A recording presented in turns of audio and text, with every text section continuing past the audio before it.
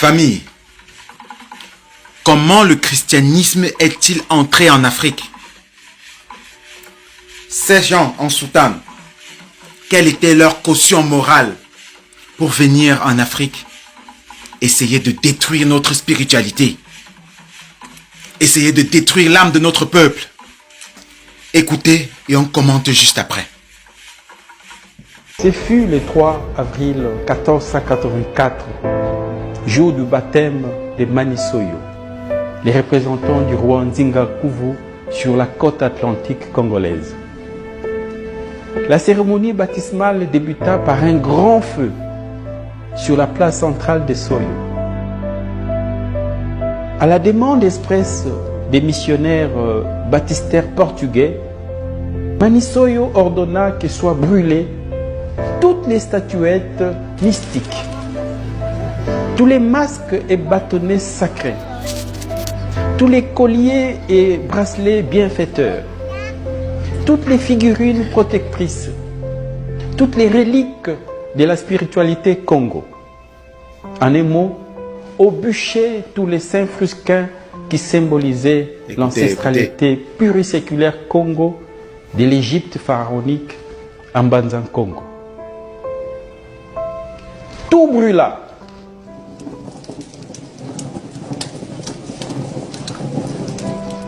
Tout, sauf les tam-tams et autres instruments de musique, parce qu'il fallait chanter et danser autour de ces grands feux. Au moins cette danse est restée. Ces jours-là, les conquistadors européens installèrent malicieusement la suprématie de leur civilisation dans tous les coins et recoins de nos consciences. Après nous avoir suggéré l'incinération ontologique de nos fétiches, de notre civilisation. Dès le lendemain de ce cruel jour du 3 avril 1484, les Mapata, qui étaient les savants et les érudits du royaume Congo, sont brusquement devenus des sorciers. Voilà. Les Nganga Kisi, qui étaient nos médecins d'alors, sont devenus des féticheurs. Les Nganga Nzambe, les Fumumpezo, qui étaient prêtres, chefs spirituels et responsables du kaolin sacré, sont devenus, du jour au lendemain, des satanistes. Les Nganga Mayele, qui étaient nos intellectuels, nos éducateurs et nos enseignants, sont devenus des êtres malfaisants. Ces bûchers, c'était donc la mise à feu de notre âme. C'était les brasiers de notre mémoire. La calcination de notre passé. La crémation de notre culture. L'ignition de notre histoire. On commente.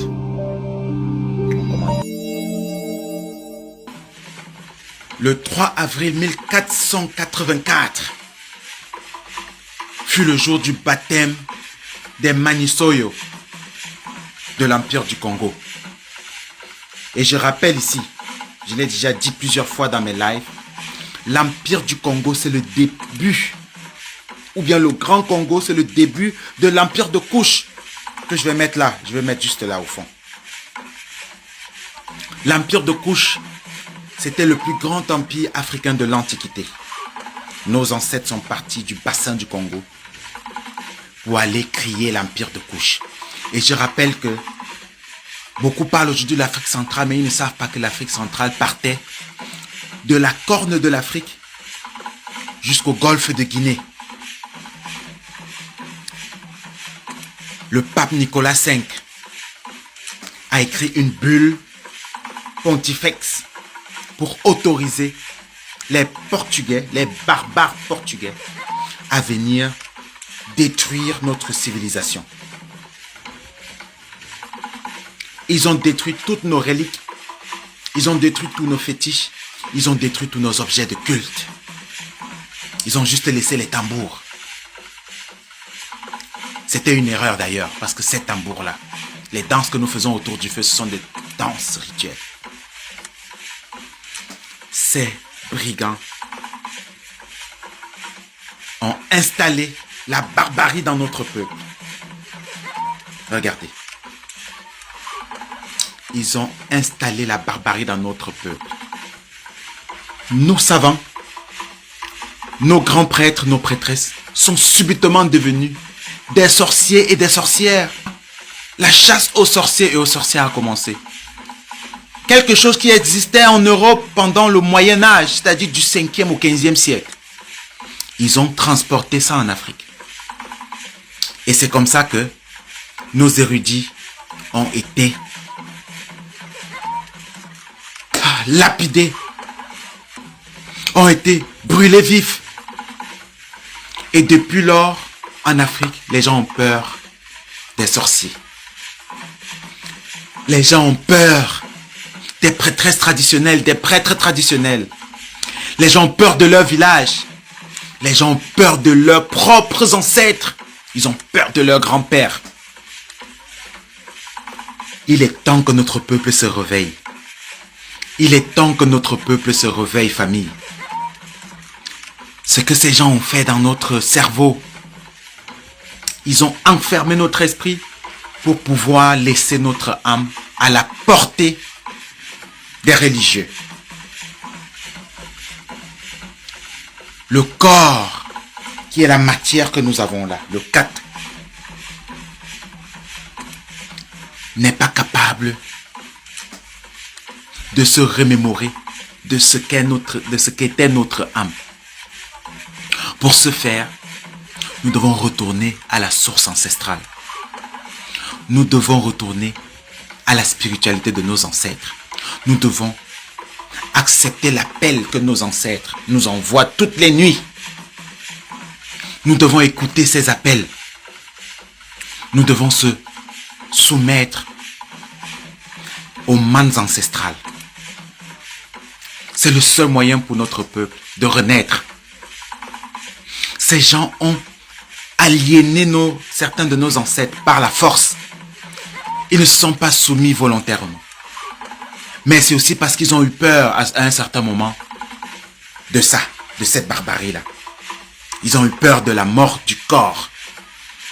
Ils n'étaient pas, pour certains, assez spirituels. Beaucoup ont préféré mourir. Il est impératif que notre peuple revienne à la spiritualité de nos ancêtres. C'est le seul moyen de recouvrer notre mémoire qui est ancrée dans notre âme. Mais pour pouvoir reconnaître cette âme, c'est-à-dire cet ancêtre qui est en nous, nous devons accepter l'appel de nos ancêtres. Parce qu'ils ne peuvent intervenir que si nous acceptions leur appel. Si on le fait humblement. Ils vont nous écouter. Ils vont nous protéger. Nous allons créer d'autres objets de protection. S'ils veulent les appeler ça fétiche, s'ils vous appellent ça n'importe comment, on s'en fout, nous n'avons plus peur de mots. Oui, nous sommes des sorciers. Oui, nous sommes des féticheurs. Mais c'est ces fétiches-là qui nous protégeaient. Ils ont fait semblant de brûler, mais la plupart se retrouvent dans leur musée. Famille, réveillez-vous. Réveillons-nous, famille. Hachez, hachez, hachez.